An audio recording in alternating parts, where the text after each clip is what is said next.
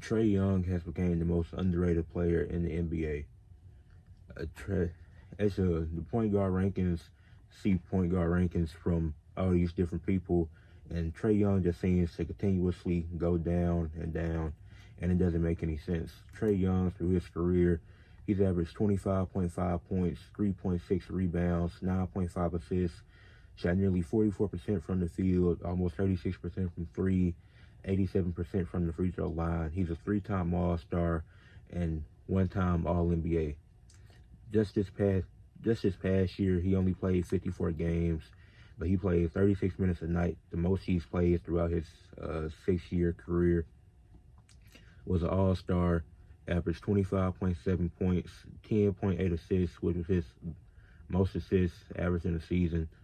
1.3 steals, his highest amount of steals averaged in a season, and 2.8 rebounds, shooting 43% from the field, 37.3% from three, and 85.5% from the free throw line. And so he had a really good season. Obviously, he could have played some more, but he was really good this season. Then when you look in the playoffs, out of his 6 seasons, he's been there 3 times, been in the play-in a few times. But outside of that Heat series that was really bad, that 2021-22 season, he's been pretty good when it comes to the playoffs, comes to the postseason. It's just the Hawks had that run in 2021, and they haven't been able to get back to that. But that's not because of Trae Young. He's one of the best scorers in the league. He can score at all 3 levels. He can get to the paint. He can shoot the 3. Then he's getting to the free throw line 7, 8 times a game. In his second season, he was getting there 9 times a game. This past year, he was getting there 7.5 times a game and shooting a great efficiency. Then he's one of the best playmakers in the league, probably a top 5 playmaker. And the guys that people are saying are better than Trae Young, it doesn't make any sense, because when we're ranking these guys, ain't it based off of what we know they've done and what we know they can do. So you look at a guy like Tyrese Halliburton. He's not better than Trae Young. Tyrese Halliburton has only had really 1 year where he was in the same conversation as Trae Young, and that was this past season. Really, this season, it's up for a debate who is better between Trae Young and Tyrese Halliburton. The same thing for Tyrese Maxey. Even if you want to say these guys were better, this was the only year that were better than Trae Young. If you compare both of the Tyreses to Trae Young, I think he's still better than both. Tyrese had a really good season. He's a great player, yes, but he's not better than Trae Young. Dame and Trae Young, just neck and neck. The clear top 4 point guards is Luka, Steph, SGA, Brunson.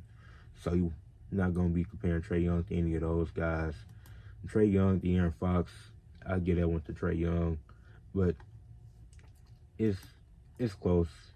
I think that one is close because of the defensive upside that De'Aaron Fox has. But even a guy like Drew Holiday, he's definitely a top 10 point guard and one of the best defenders in the league, but I don't think he's a better basketball player than Trae Young. What Trae Young does on offense, you just can't replace that. And yeah, those just a few guys, because all those guys, they're in the conversation of being top 10 point guards, but I don't think any of those guys are better than Trae Young. I still think he's the 5th or 6th best point guard in the league.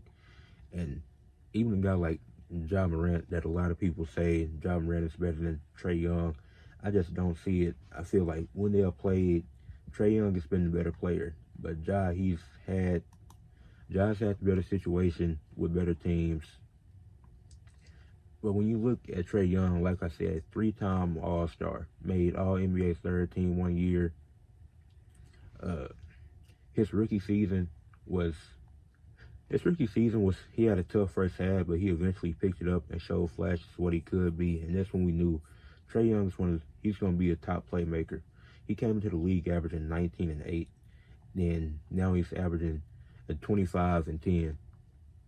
So what Trae Young has did, it's been incredible. He's had one deep playoff run. The Hawks haven't been able to get back to that, but they have a team similar to that from a few years ago.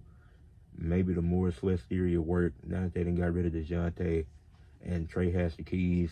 And the reason why Trae and DeJounte didn't work out is both of those guys were scared of taking away from each other. So it made it more difficult because they don't want to feel like they're taking the other one's shine, so it made it more difficult for them to play together. It wasn't even because of the play styles. It was just them wanting both of them to have a fair shot at being able to play make, being able to score the ball. But yeah, Trae Young is still a top 5 or 6 point guard in the league. He's still a top 30 player in the league. I don't get why he's become so underrated. I don't know if it's because people aren't watching the Hawks games, or if it's just because the recency bias of some of the great point guards that we have now, as it is a talented and deep position. But that's it for this video. Trae Young is the most underrated player in the NBA.